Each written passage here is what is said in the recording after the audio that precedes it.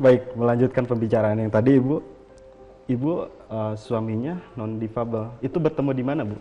Alhamdulillah suami saya normal, dan alhamdulillah kalau ditanya bertemu di mana, nah ini sudah jodoh, saya juga bingung kok bisa bertemu dan bisa, alhamdulillah suami saya bisa nerima kondisi saya yang yang saya juga nggak ngerti saya begini, kenapa suami saya mau, dan alhamdulillah ketika saya nikah sama suami, jadi sama-sama masih belajar. Jadi suami saya belajar bagaimana tentang istrinya yang seorang penyandang cacat atau disabilitas, saya pun belajar mempunyai suami yang normal seperti itu kan.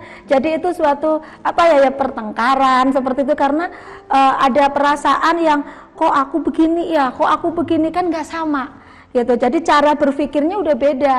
Dan alhamdulillah itu pun tidak berserang lama karena memang sama Allah sudah dijodohkan.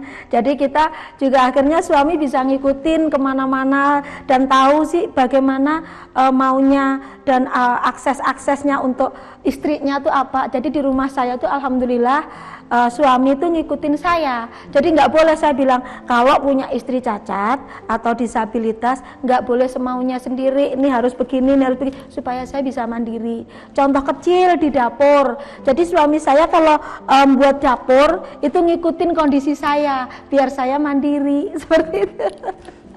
Jadi sama-sama belajar ya, Bu? Iya, sama-sama belajar. Ya. Jauh sebelum itu ada momen apakah yang ya beliau adalah suami saya deh gitu? Jadi awalnya sih jujur di keluarga ya. Jadi keluarga itu ya namanya mana ada sih orang yang mau punya menantu cacat seperti itu kan, nggak ada kan. Pastinya kepinginnya kalau punya menantu yang cantik, yang soleha, yang anak orang kaya, yang pinter.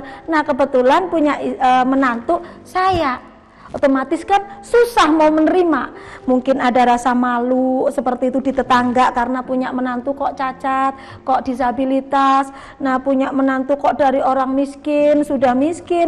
Nah itu sudah membuat kondisi ini sudah ada jarak, ada pemisah. Tapi alhamdulillah karena saya yakin bahwa Allah akan memberikan jalan, Allah akan menunjukkan yang terindah gitu, dan saya menganggap semua ini anugerah seperti itu yang membuka jalan seluas-luasnya. Alhamdulillah dari keluarga suami juga bisa nerima saya. Justru saya yang sangat sampai detik ini nggak habis mengerti itu justru dari pihak keluarga saya. Jadi saya itu dengan kondisi saya masih belum diterima secara ikhlas oleh keluarga, dan ini membuat saya, ya Allah, apa salah saya? Saya kan tidak minta dilahirkan cacat, tapi kenapa saya tidak diterima? Apa sih salah saya? Dan ini sampai saya punya anak ini, saya selalu bertanya sama Allah. Makanya dari beban yang saya tanggung karena tidak diterima di keluarga saya, itu membuat saya harus maju, saya harus bisa, saya nggak boleh cengeng. Seperti itu. Nah, jadi dari kecil saya itu selalu disendirikan. Saya tidak boleh ngikutin kakak-kakak saya karena mungkin mereka malu punya adik saya. Itu yang membuat sampai sekarang saya belum bisa diterima secara, iya ini keluargaku, iya ini adikku. Jadi saya belum ada artinya apa-apa di keluarga saya. Walaupun dengan segudang prestasi. Betul. Nah ini yang membuat saya selalu nyemangatin teman-teman, kita jangan terpuruk, kita jangan cengeng, jangan mengeluh terus. Karena apa? Justru dengan begitu kita nggak akan bangkit. Seperti itu. Ibu terima kasih buat pembelajarannya. Iya. Selain itu ada momen yang genting ketika sudah berkeluarga? Ya, jadi saya nih Mas, alhamdulillah mungkin dengan apa yang saya terima ini bisa membuat saya bisa sedikit memberikan ilmu ke teman-teman yang khususnya sesama penyandang cacat atau disabilitas. Satu, di pihak keluarga saya sudah belum diterima dengan ikhlas. Nah, waktu saya menikah, keluarga dari mertua juga begitu belum bisa menerima. Nah, terus akhirnya saya sudah punya anak. Nah, itu masih ada tanda petik lagi, ini anaknya nggak cacat toh kayak ibunya. deg rasanya, ya Allah, ternyata saya bisa mempunyai anak-anak yang normal, luar biasa. Itu menjadi kebahagiaan tersendiri ketika saya, ya Allah nih loh, saya ini cacat hanya saya saja, tapi anak saya normal. Nah gitu, tetapi ketika saya mempunyai usaha pun, berjuang di usaha, masih dilecehkan. Tetapi alhamdulillah dari perjalanan panjang, dari kecil sampai saya punya anak, berkeluarga, punya anak, sampai saya punya usaha, tidak ada yang manis, pahit, tetapi rasanya pahit itu bukan racun tapi pahitnya obat, Mas. Seperti itu. Jadi saya ngajarkan ke teman-teman khususnya disabilitas atau penyandang cacat bahwa kepahitan, hinaan, lecehan yang kita terima itu tidak membuat kita jatuh, tidak membuat kita terpuruk, justru itu adalah obat yang membuat kita berhasil. Itu. Apa yang Ibu lakukan ketika menanggapi tadi ada kata-kata yang menurut saya sangat sedih ya. Iya. Kalau saya rasakan sangat sedih ketika kamu seorang difabel, pasti anak kamu difabel. Ada justifikasi oleh lingkungan. Iya. Apa yang Ibu lakukan pada saat itu? Jadi saya hanya pasrah sama Allah. Jadi ketika semua orang melihat saya, karena anak waktu itu masih di dalam kandungan, saya juga sebenarnya ada sedikit rasa takut. Jangan-jangan nanti anak saya lahir cacat juga. Ada sih perasaan seperti itu, kan wajar. Betul. Namanya saya juga normal-normal saja. Jadi ada perasaan takut, tetapi takut saya hilangkan dengan keyakinan saya.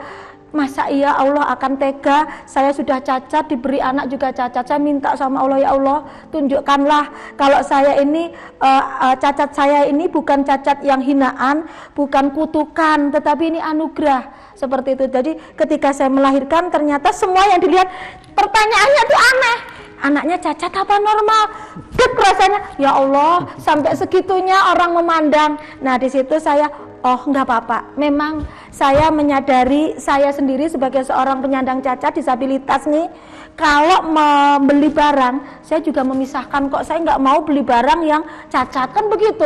Akhirnya saya lama-lama karena selalu dihina, dilecehkan, itu bukan lagi membuat air mata saya menetes. Kalau awalnya Mas nangis, dikit-dikit nangis, tapi rasanya air mata saya udah kering untuk hal-hal seperti itu. Jadi saya, oh nggak apa-apa, wajar. Kalau saya dihina itu wajar, seperti itu. Jadi pertanyaan yang aneh itu, anaknya lahirnya cacat apa normal? Nah itu bikin saya, lah kok sampai begitu ya. Tapi alhamdulillah Allah memberikan sesuatu yang luar biasa di balik semua ujian yang saya dapatkan, seperti itu. Subhanallah. Ibu, saya rasa sudah saatnya sih ya, masyarakat atau lingkungan Ibu melihat karya-karya besar Ibu. Ya. Termasuk yang tadi bukan hanya kementerian ya. saja Bu ya yang memberikan penghargaan ke Ibu. Ya. Tapi banyak elemen masyarakat termasuk DT Peduli. Iya. Nanti kita akan bahas lebih panjang tentang itu. Iya. Termasuk soal Ibu pernah sampai pindah-pindah rumah ya. Oh iya. Nanti kita lebih dalam ke situ. Iya. Tidak menutup kemungkinan kita semua pasti akan bertumbuh, Bu. Iya. Akan bertumbuh menjadi jauh lebih baik. Iya. Bisa bertumbuh untuk memberikan inspirasi kepada masyarakat. Iya. Maka dari itu acara ini sangat penting bagi saya karena kita bisa sama-sama belajar bagaimana cara hidup, bagaimana cara berjalan tanpa keadaan fisik yang sempurna. Iya. Baik teman-teman, nanti kita lanjutkan lagi setelah pariwara berikut ini.